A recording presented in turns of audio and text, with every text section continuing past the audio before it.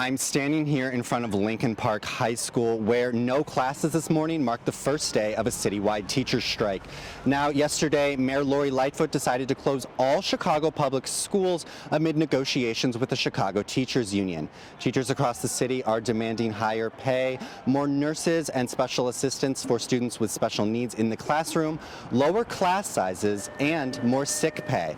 We know yesterday negotiations were tense at the Chicago Teachers Union headquarters, and so far no deal has been made. We do know that negotiations will continue this evening and into tomorrow, but as of yet, tensions are still pretty high and no crossroads have really been made. The strike left classrooms empty and parents scrambling to make arrangements for their children. As city officials and union leaders negotiated the teachers' next contract, it left many wondering how we got to this point. We all would rather be teaching our classes right now, but we feel like this is important for the city to hear that we need real improvements in the schools and we need a just contract settlement. After months of slow negotiations between the teachers' union and city officials, tensions came to a head the day before the strike. The city's best offer was a 16% average raise on salaries over the next 5 years. At every turn, we bent over backwards to meet the union's needs and deliver a contract that reflects our shared values and vision for our schools and the support of our students. The union countered with an average raise of 15% over the next 3 years and a guarantee of smaller class sizes and more special education aides in every school, along with nurses and librarians. Teachers also point to overcrowding in some schools. I've got an 8th period where I actually have more students than I have desks, and these are freshmen. I have a school and we don't have a full-time nurse. I ask the kids, how many times have you been to the nurse and she's not here?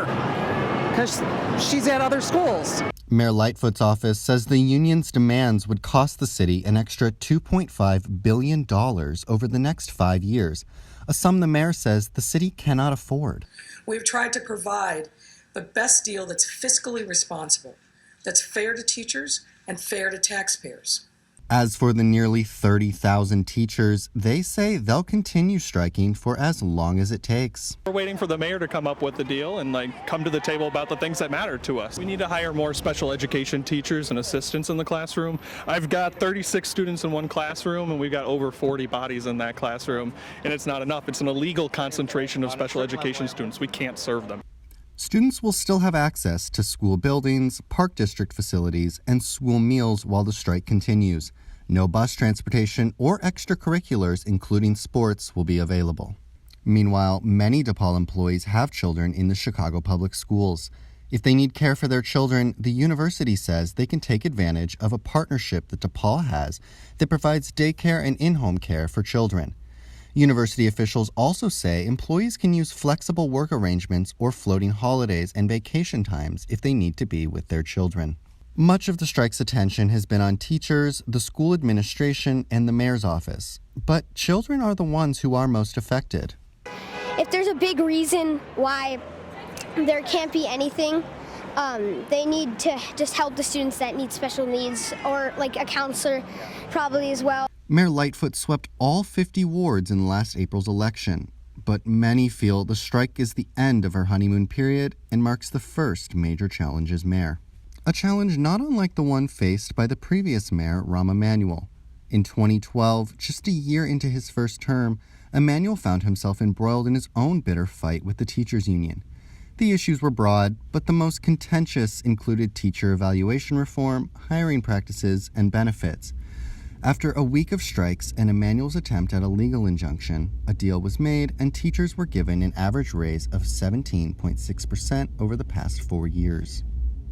Many teachers and city employees marching here today say that the city's offer is just not enough to continue normal operations for the rest of the academic year.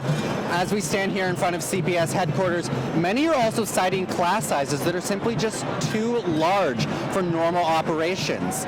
Tomorrow, Mayor Lori Lightfoot has made the decision to close schools for Friday afternoon as well. Over 350,000 students in total were affected by the strikes today, with neither side budging at CTU headquarters to reach a 5-year contract deal. It seems that the strikes will continue. For Good Day DePaul, I'm Jakob Emerson.